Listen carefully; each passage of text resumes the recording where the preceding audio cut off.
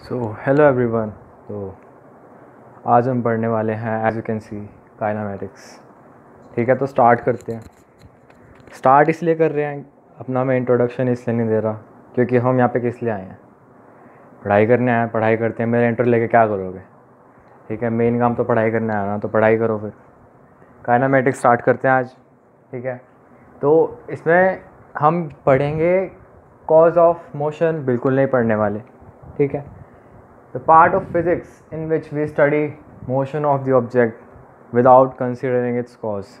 हम इसमें सिर्फ मोशन ऑफ ऑब्जेक्ट के बारे में पढ़ेंगे कि वो किस टाइप का मोशन कर रहा है, लीनियर, सर्कुलर, प्रोजेक्टाइल। जहाँ तक हमें थोड़ा बहुत तो पता ही होगा इसके बारे में, हम यही सब पढ़ते हैं चैप्टर में और वही लिखा है। ठीक है, तो पहला पॉइंट देखते हैं, part of physics in which we study the motion of object but not its cause. हम इस चैप्टर में ऑब्जेक्ट जो मोशन कर रहा है उसका कॉज नहीं पढ़ते, बट उसके मोशन को पढ़ते हैं। किस टाइप का मोशन कर रहा है, कितना डिस्टेंस ट्रैवल किया, कितना डिस्प्लेसमेंट किया, कैसे किया, हमें उससे लेना देना नहीं है। वो चीज़ हम NLM में पढ़ेंगे इससे अगले चैप्टर में। उसमें आता है कॉज ऑफ मोशन, फोर्स आ जाता है उसके अंदर कि अगर किसी को बॉडी को हमने पुश किया तो उसने एक मोशन अंडर को किया। ठीक है, तो उसमें कॉज आ गया ना, मोशन क्यों फॉलो कर रहा है वो, कोई फोर्स की वजह से। सर्कुलर मोशन कर रहा है तो सेंट्रीपिटल फोर्स की वजह से कर रहा है, वो फ्रिक्शन लग रहा है। जितने मतलब एक बॉडी पर जितने भी फोर्सेस एक्ट कर रहे हैं जिसकी वजह से वो मोशन में आ रहा है, वो हम NLM में पढ़ते हैं। बट इस चैप्टर के अंदर हम सिर्फ पढ़ने वाले हैं मोशन ऑफ ऑब्जेक्ट, हमें उसके कॉज से कोई लेना देना नहीं है। तो पहला पॉइंट दे रखा है डिस्टेंस। ठीक है, distance is a scalar quantity, सबको पता है। स्केलर वेक्टर का डिफरेंस सबको पता होता है। ठीक है, और डिस्टेंस स्केलर क्वांटिटी है, इसमें सिर्फ मैग्नीट्यूड होता है, इसकी कोई डायरेक्शन नहीं होती, ये भी हमें पता है। अब इससे मिलता जुलता मैं एक सवाल पूछता हूँ, क्या करंट स्केलर है या वेक्टर है? करंट स्केलर है या वेक्टर है? हमने क्लास 12th में जो बच्चे 12th कर चुके हैं या फिर पढ़ रहे हैं, करंट इलेक्ट्रिसिटी चैप्टर में करंट के बारे में पढ़ा। ठीक है, तो उस चैप्टर में करंट की डायरेक्शन देते हैं कि सर्किट में इस डायरेक्शन से इस डायरेक्शन तक फ्लो कर रहा है, एरो दिखा देते हैं। तो बच्चा तो ये समझेगा कि भैया करंट जो है वेक्टर है, बट करंट वेक्टर नहीं है। Current is a scalar quantity. वो हम अपने कन्वीनियंस के लिए करंट की डायरेक्शन दे देते हैं कि करंट इस डायरेक्शन से उस डायरेक्शन में जा रहा है। ठीक है, अब करंट कौन सा कह रहे हैं, अब वो इलेक्ट्रॉनिक करंट है या फिर सर्किट करंट है? इलेक्ट्रॉनिक करंट की अपोजिट डायरेक्शन में जो एक्चुअल करंट है, जो हम लेट करते हैं, वो फ्लो कर रहा होता है। ठीक है, तो जो करंट है वो स्केलर क्वांटिटी है। अगर क्वेश्चन आ जाए कि स्केलर और वेक्टर बताओ, तो जो करंट है उसमें कन्फ्यूज आ सकता है, वो जो एग्जामिनर है वो कन्फ्यूज़ कर सकता है कि करंट क्या है। ऑप्शन में दे देगा, करंट डाल देगा, बच्चा टिकाएगा भैया एरो लगा रखा था, हमने तो भैया एरो लगा रखा था, वेक्टर है। But current is a scalar quantity. Distance always increases for a moving of body, बिल्कुल सही, डिस्टेंस हमेशा ही बढ़ेगा। अब अगर मैं गोले में एक सर्कुलर पाथ है उसके ऊपर पूरा फॉलो कर लूँ, उसको एक सर्कुलर मोशन कर लूँ, तो मैंने काम तो किया ना, डिस्टेंस तो ट्रैवल किया ही है कि नहीं। अब मैं इसके अंदर सैमसंग हेल्थ ऐप चला के भागूँ तो उसमें स्टेप्स तो आएंगे ही। बेशक मैं आके वहीं पर रुक गया, मैं सुबह साइकिलिंग करने गया, ठीक है, साइकिलिंग करके वापस आ गया, मेरा डिस्प्लेसमेंट तो ज़ीरो ही था, मैं आया तो वहीं पे, कोई फ़ायदा तो नहीं हुआ मेरे भागने दौड़ने का, पर भागा तो सही ना, उसमें स्टेप्स तो आएंगे ना, तो वो डिस्टेंस दिखाता है। Distance always increases for a moving body. अब if distance is zero then body is at rest. अब यहाँ पर डिस्टेंस और डिस्प्लेसमेंट के बीच में कॉन्ट्रास्ट आ जाता है। यहाँ पर लिखा है अगर डिस्टेंस ज़ीरो है तो बॉडी रेस्ट पर रहेगी। ठीक है, but displacement can be zero, negative और पॉजिटिव। डिस्प्लेसमेंट कैसा भी हो सकता है, पॉजिटिव भी हो सकता है, नेगेटिव भी हो सकता है और ज़ीरो भी हो सकता है, क्योंकि वो एक वेक्टर है और वेक्टर में डायरेक्शन होती है। ठीक है, तो इसको पॉजिटिव नेगेटिव लेते हैं। बट डिस्टेंस स्केलर क्वांटिटी हमेशा पॉजिटिव रहेगा, नेगेटिव कभी नहीं रहेगा। और अगर बॉडी रेस्ट पर ही है तो डिस्टेंस ज़ीरो ही रहेगा। ठीक है, infinite number of distance is possible between two fixed points. आ रही है बात समझ में? अब A से B जाना था, ठीक है, एक बंदे को A से B गया तो किसी भी पाथ से जा सकता है। अब हमें दिल्ली से जम्मू कश्मीर जाना है, ठीक है, तो बाय रोड जाएंगे तो टाइम ज़्यादा लगेगा, क्योंकि रोड जो है वो सीधी तो है नहीं एकदम कि दिल्ली से निकले कश्मीर तक की सीधी रोड है, एकदम सीधी तो नहीं है ना, टेढ़ी मेढ़ी है, पहाड़ी रास्ते हैं टेढ़ी मेढ़े।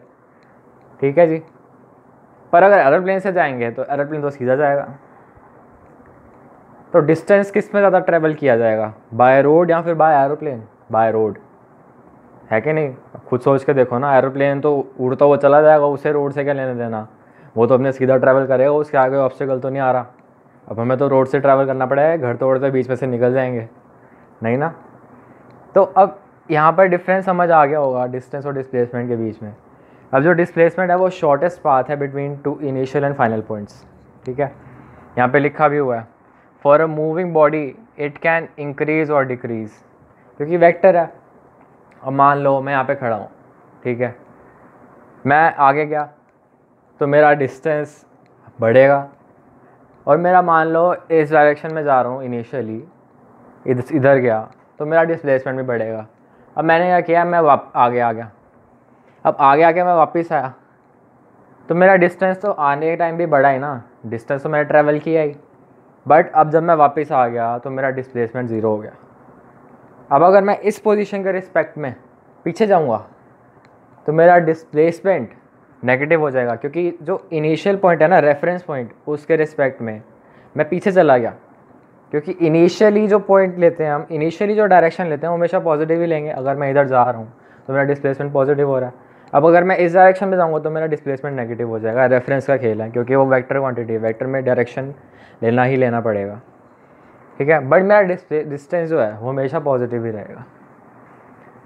अब यहाँ पर देख लो, ए से बी तक जाना था तो किसी भी पाथ से जा सकते हैं। अब ऐसा कोई आड़ा टेढ़ा सा पाथ बना दो, मान लो ए से बी जाना था तो यहाँ से भी तो होके जा सकते हैं। कोई सा भी पाथ ले लो, घुमा के कहीं से भी पहुँचा लो। इसलिए यहाँ पे लिखा हुआ है infinite number of distance is possible between to fix points. इससे हम, इसका जो एग्जांपल लिया था हमने वो था दिल्ली से जम्मू कश्मीर जाने का रोड ट्रिप और एरोप्लेन से। एरोप्लेन से पाथ अलग रहता है, रोड ट्रिप से अलग रहता है, ट्रेन से अलग रहेगा, ठीक है ना, क्योंकि कुछ भी हो सकता है भैया, ये दो पॉइंट्स के बीच में डिस्टेंस कुछ भी हो सकता है। बट जो डिस्प्लेसमेंट है वो होगा minimum distance between initial and final point. Initial और फाइनल पॉइंट के बीच का जो मिनिमम डिस्टेंस है, जो इस केस के अंदर 3 पाथ के थ्रू कवर कर रहे हैं हम, उसको बोलेंगे डिस्प्लेसमेंट, ठीक है। क्योंकि यहाँ पे मिनिमम डिस्टेंस तो स्ट्रेट लाइन के थ्रू ही आएगा ना, अगर कर्व आ गया तो डिस्टेंस बढ़ जाएगा। अब 3 ज़्यादा है या 2 ज़्यादा है, ऑब्वियसली 2 ज़्यादा है, तो minimum distance between 2 points is known as displacement. अब हम जंप करते हैं डिस्प्लेसमेंट के टॉपिक पे। वेक्टर क्वांटिटी है, अभी डिस्कस कर ही चुके हैं। For a moving body it can increase और डिक्रीज, वेक्टर का खेल है, डायरेक्शन लेंगे तो पॉजिटिव, नेगेटिव और ज़ीरो हो सकता है, कुछ भी रह सकता है। Its magnitude is the shortest distance between initial and final points. अभी बात करी इनिशियल पॉइंट और फाइनल पॉइंट के बीच का जो शॉर्टेस्ट डिस्टेंस है उसको हम डिस्प्लेसमेंट बोलते हैं, ठीक है। अब एक स्पेशल पॉइंट दे रखे हैं यहाँ पे, दिख नहीं रहा होगा पर मैं रीड आउट कर ही रहा हूँ। When a particle moves in a straight line in same direction, अगर एक पार्टिकल है और स्ट्रेट लाइन में जा रहा है और सेम डायरेक्शन में ही जा रहा है, इधर जा रहा है तो इधर ही जाता रहेगा, इधर जा रहा है तो इधर ही जाता रहेगा, सेम डायरेक्शन में जा रहा है, स्ट्रेट लाइन में जा रहा है। अब यहाँ पर उसे कंडीशन लगा दी सेम डायरेक्शन में। अब मान लो अगर मैं स्ट्रेट गया ऐसे, ठीक है, स्ट्रेट लाइन में गया, अब मैं वहाँ थोड़ा टाइम जाने के बाद रुक गया, इधर मुड़ गया जी, और फिर भी स्ट्रेट लाइन में जा रहा हूँ, ठीक है। तो इस केस के अंदर डिस्टेंस और डिस्प्लेसमेंट सेम नहीं आएगा, ठीक है। डिस्टेंस तो इधर गया और इधर गया, ये पाथ पूरा डिस्टेंस हो गया, पर जो डिस्प्लेसमेंट होगा वो तो ऐसे जाएगा ना, क्योंकि यहाँ पे डायरेक्शन चेंज होगी। ऑल्दो मैं स्ट्रेट लाइन में गया पर मैंने डायरेक्शन चेंज कर ली ना, बट यहाँ पे कंडीशन दे रखी है स्ट्रेट लाइन में तो जा ही रहा है और साथ ही साथ सेम डायरेक्शन में जा रहा है, सीधे जाता जा रहा हूँ, स्ट्रेट लाइन जा रहा हूँ, सीधे जाता जा रहा हूँ, एक ही डायरेक्शन में जाता जा रहा हूँ। तो उस केस के अंदर जो डिस्टेंस होगा वो डिस्प्लेसमेंट के मैग्नीट्यूड के बराबर होगा, मतलब डिस्टेंस और डिस्प्लेसमेंट का जो मैग्नीट्यूड होगा वो बराबर रहेगा।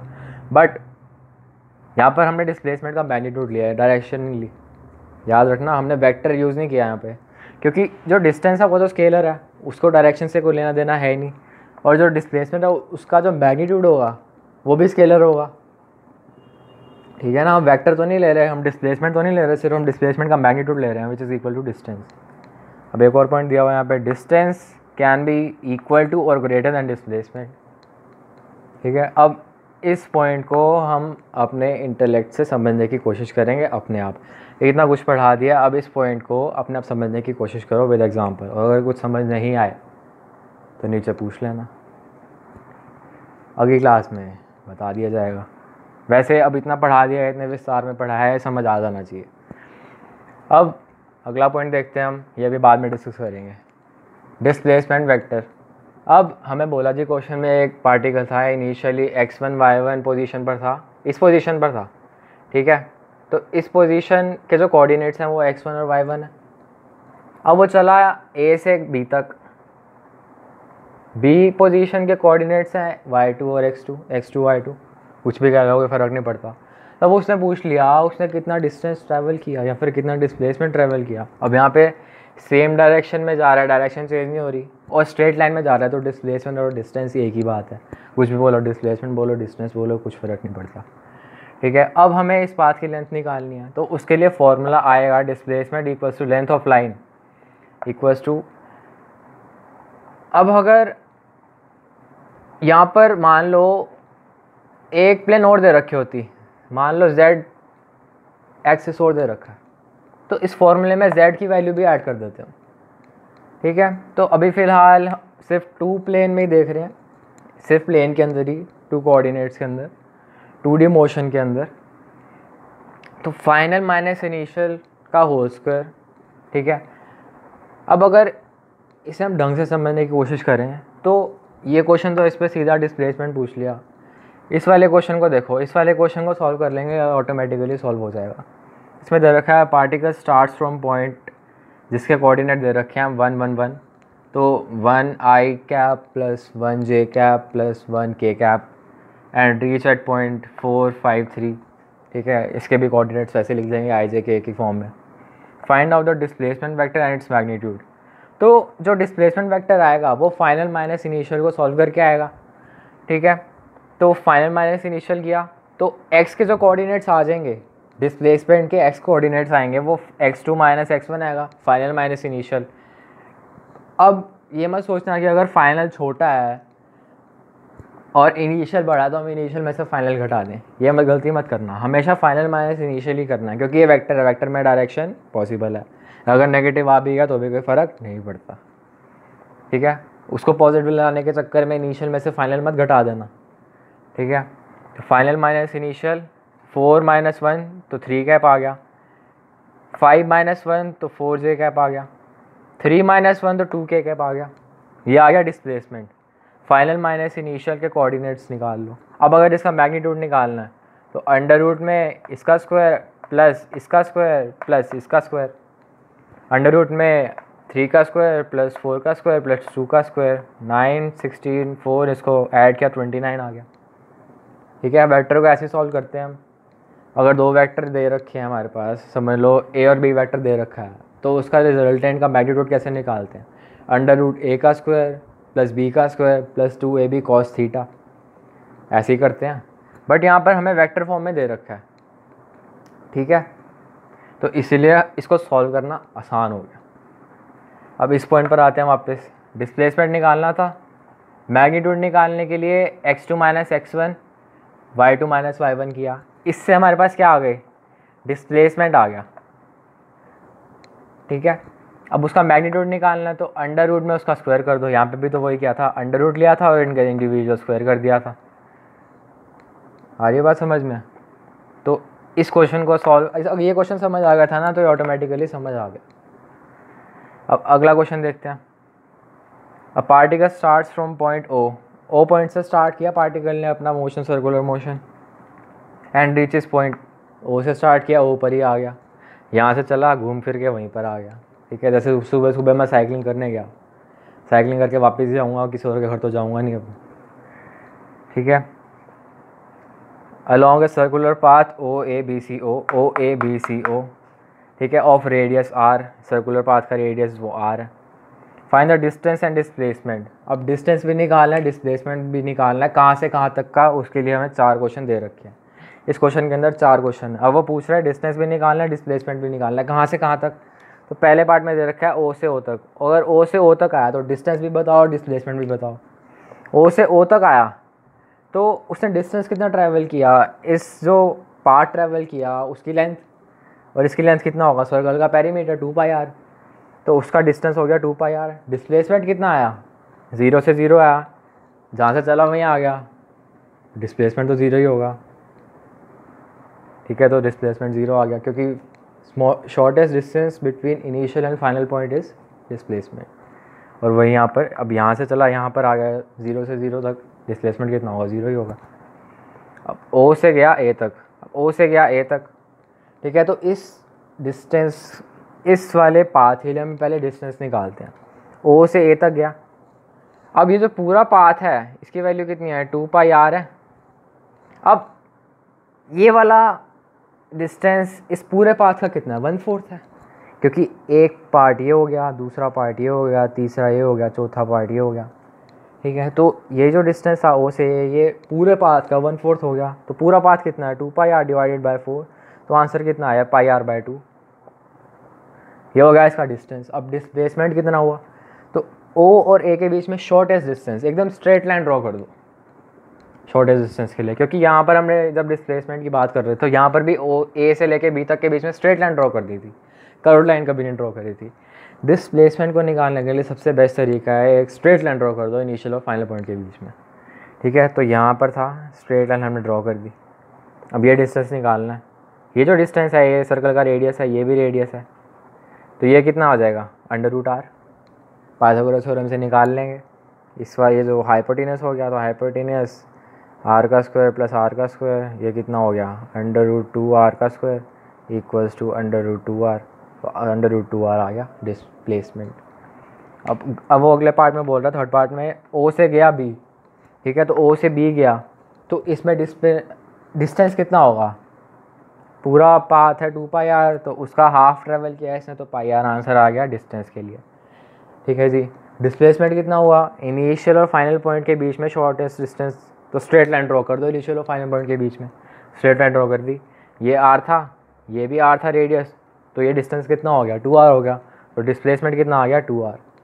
अब लास्ट पार्ट में दे रखा है O से C तक गया, O से C तक गया, तो O से C तक आने के लिए पहले O से A गया, फिर A से B गया, फिर B से C गया।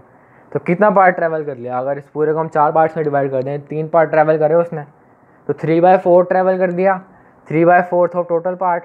टोटल पाथ कितना था, 2πr।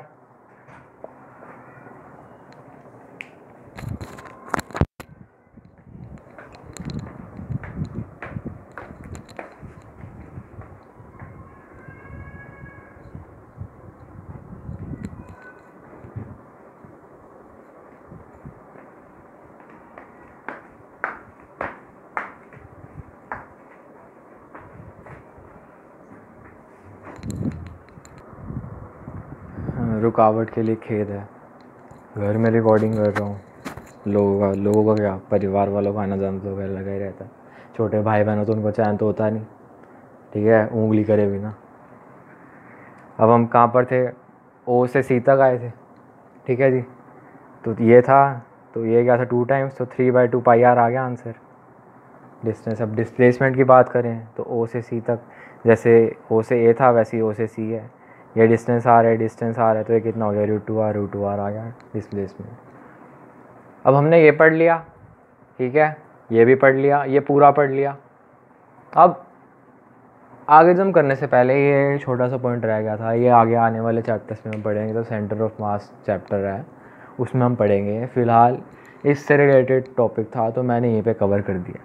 अब वो पूछता है क्वेश्चन में, find centre of mass of the system, system का सेंटर ऑफ मास निकालना है। तो इसमें फार्मूला होता है m1x1 + m2x2 + m3x3 upon m1 + m2 + m3। Formula भी याद रखने की ज़रूरत नहीं है, आगे बता दूंगा। बट अब मैं क्या बोला अभी, m1x1 + m2x2 + m3x3 up to जितने पार्टिकल्स हैं। अब यहाँ पे 3 रॉड हैं, ये रॉड दे रखी हैं, ठीक है, एक रॉड ये रही, एक रॉड ये रही, एक रॉड ये रही, ठीक है। इनका मास सबका m मास है, ठीक है। तो m1x1 + m2x2, तो x क्या है, इसके कोऑर्डिनेट है।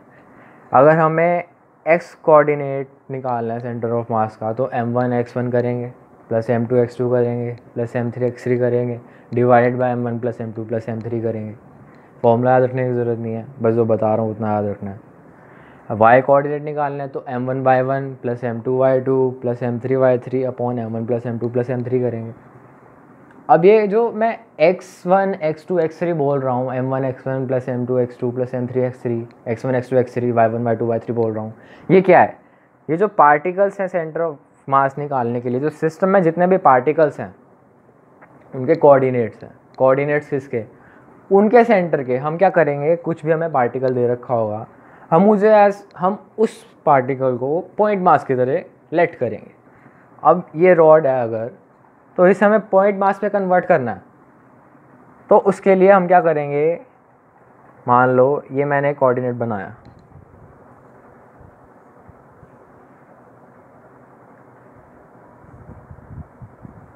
अब मेरे को इस रॉड को पॉइंट मास की जगह कन्वर्ट करना है, तो मैं क्या करूँगा, यहाँ पे पॉइंट लेट कर लूँगा कि ये रॉड है, इसकी जगह मैंने इसको इतना कंडेंस कर दिया, इस पॉइंट का मास है m।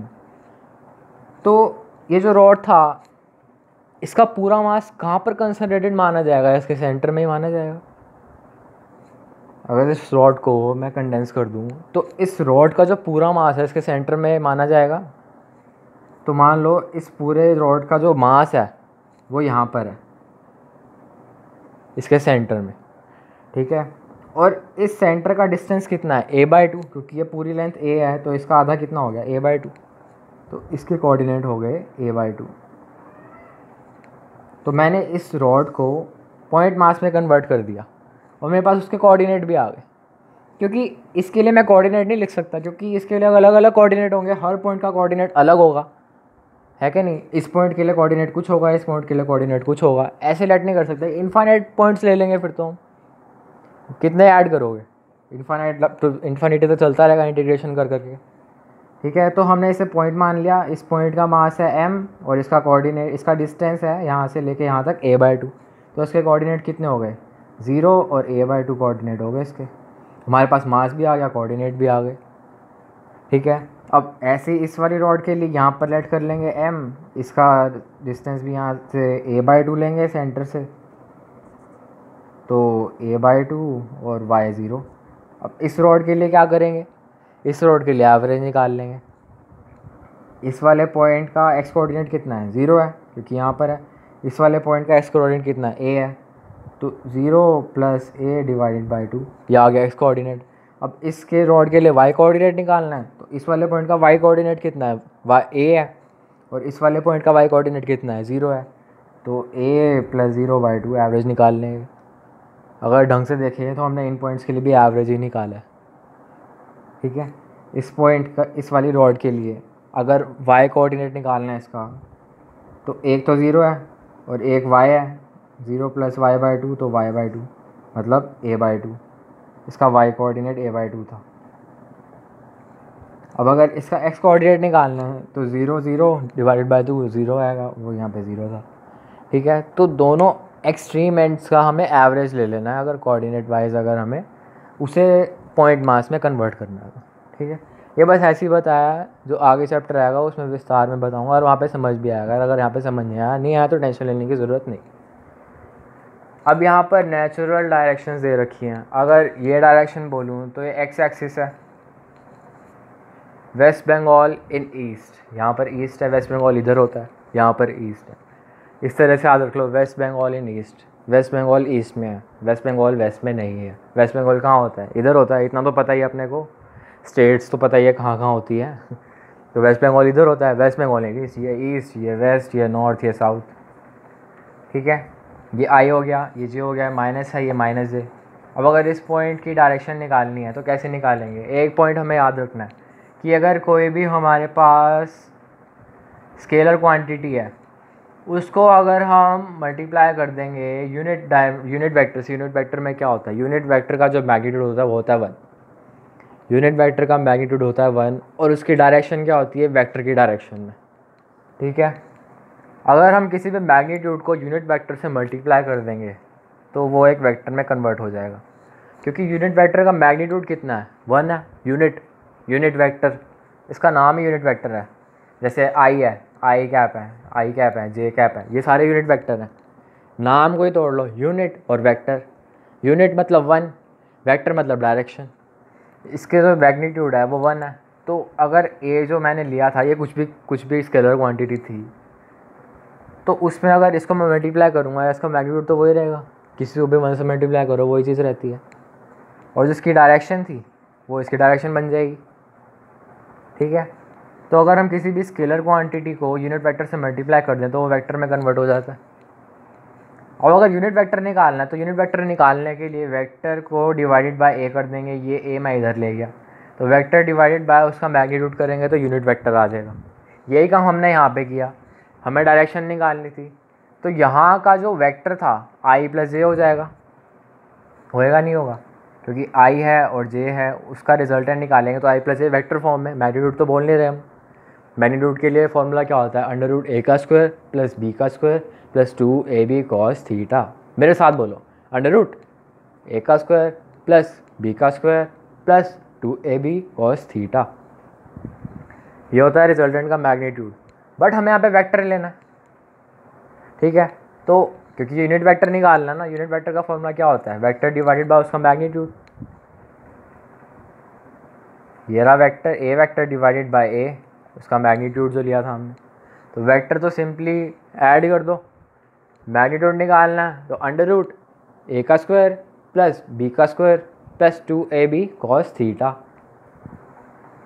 राइट एंगल पे हैं तो अंडर रूट ए स्क्वायर प्लस बी स्क्वायर कर दो, अंडर रूट 1 का स्क्वायर प्लस 1 का स्क्वायर, क्योंकि यूनिट वेक्टर इनका मैग्नीट्यूड तो 1 ही है, 1 का स्क्वायर प्लस 1 का स्क्वायर 2 हो गया, अंडर रूट में 2 है तो इसका मैग्नीट्यूड कितना आ गया, √2।